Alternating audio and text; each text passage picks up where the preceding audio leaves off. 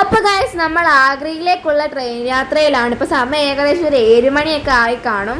എല്ലാവരും വിശന്ന് കുഴഞ്ഞിരിക്കുവാണ് ഗൈസ്.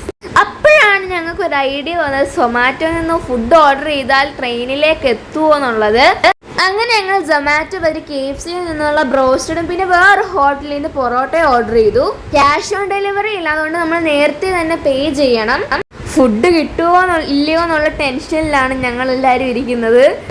മാമിച്ച ഇപ്പോഴേ വയറ് തടവാൻ തുടങ്ങി. സൊമാറ്റോയിൽ നിന്ന് ഫുഡ് ഓർഡർ ചെയ്യണമെങ്കിൽ നമ്മൾ ട്രെയിൻ ടിക്കറ്റിലെ PNR നമ്പറാണ് യൂസ് ചെയ്യേണ്ടത്. അതുകൊണ്ടാണ് അവർ സീറ്റിൻ്റെ അടുത്ത് തന്നെ ഫുഡ് കൊണ്ടു തരുന്നത്.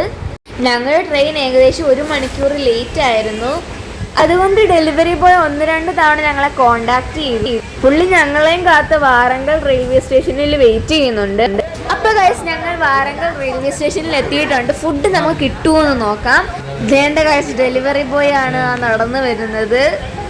ഞങ്ങളുടെ സീറ്റിൻ്റെ അടുത്ത് തന്നെ കൊണ്ട് തന്നു.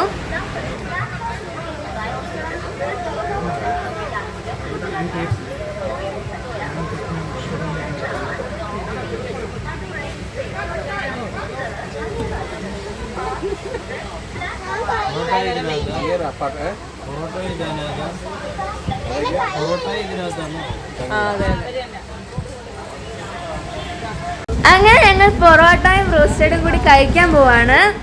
പൊറോട്ട ഭയങ്കര കട്ടിയായിരുന്നു. ബ്രോസ്റ്റഡ് പിന്നെ KFCയിലായതുകൊണ്ട് കൊള്ളായിരുന്നു ഗൈസ്.